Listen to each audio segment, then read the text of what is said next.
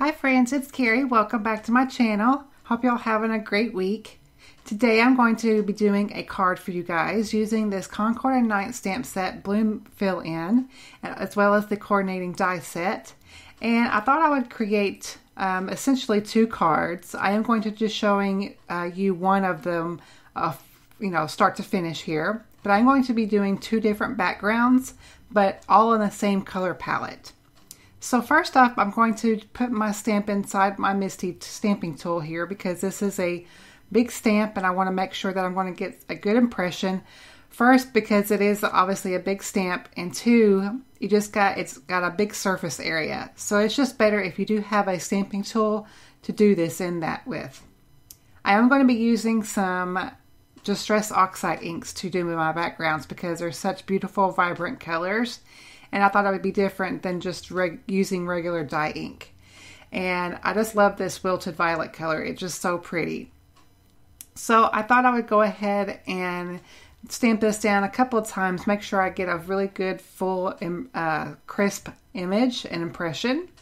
So you will see me really stamp down this really liberally because, like I said, it is a big surface area. And I want to make sure that I'm getting all of the color I possibly can onto my cardstock. Next up, I wanted to do some peacock feathers. Again, I'm doing the same color palette as far as with the flowers and such, but I wanted to do a little bit of a different background color overall. So I am going to do this one more time with the peacock feathers and get that really good and inked down onto my cardstock and then remove that from my Misty tool. Now the fun part begins with filling in all of the little flower images. And I'm using various ink colors. This one here is Blue Violet from Simon Says Stamp. It's one of my favorite ink colors because it's just so unique. And so all of the ink colors that I will be using in today's cards, I will be having them listed and linked below the video for you guys, just in case you wanted to reference them, because I know some of you do like to do that. So I'm going to line up these as best as I can. Now, if you have this stamp set or if you're interested in it and you're just kind of intimidated with these layering sets, it's not really a layering set, but it is kind of in a way, but kind of filling in these images. This one in particular, I have found that you don't have to be specific or particular or even perfect, because it's just one of those ones that lends itself to be a little bit more free-flowing is the best word I can come up with right now.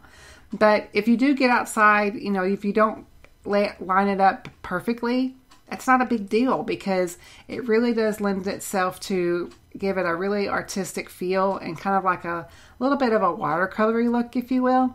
So it's just really kind of relaxing just to kind of stamp these down. And if you don't get them lined up perfectly, it's okay because it still looks good.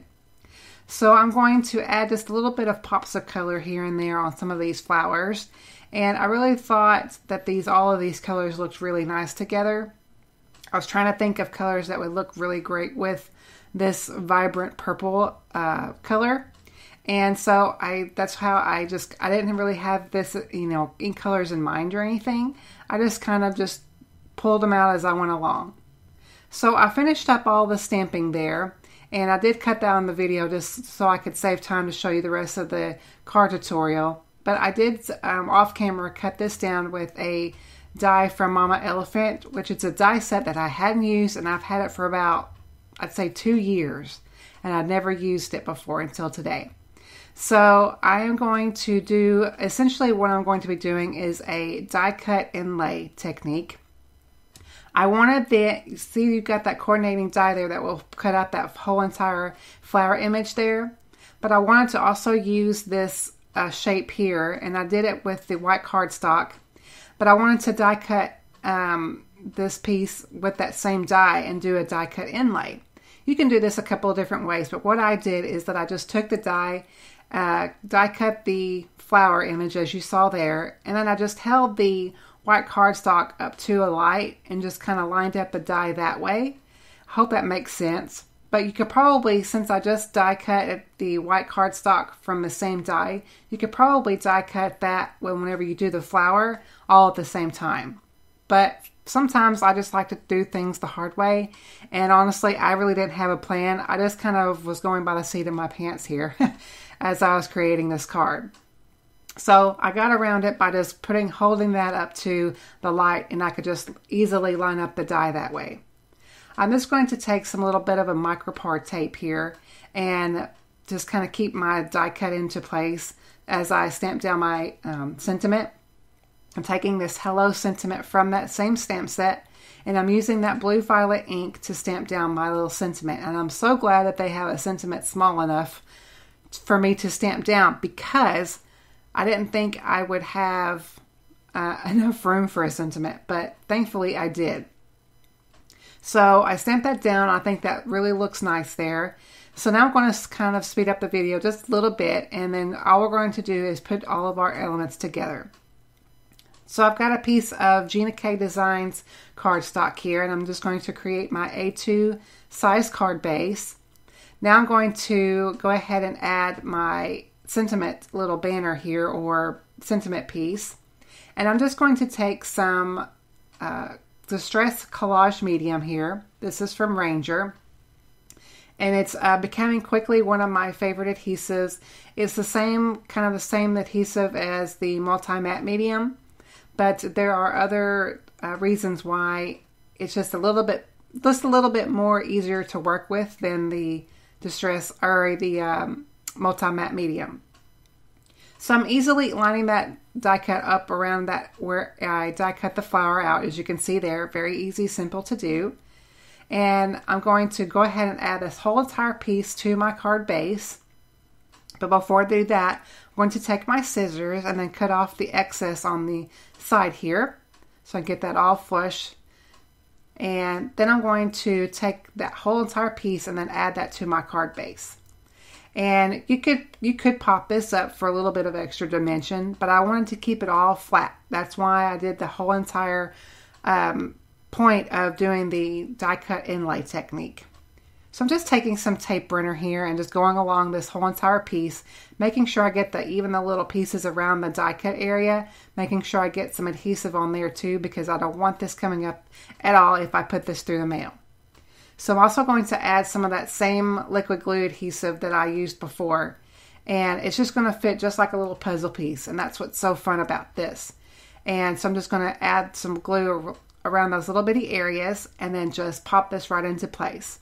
And as you will see here in a moment, I will go ahead and I will hold this up here at the end and show you guys how flat this is if you've never done this technique before. I had just a little bit of smudges here and there, so I'm taking my little mono eraser and erasing that away, which I absolutely love that tool for that purpose. And I wanted to add just a little bit of extra embellishment to this card because it's just so flat that I thought that adding just a little bit of shimmer to this flower will complement the overall look of the card.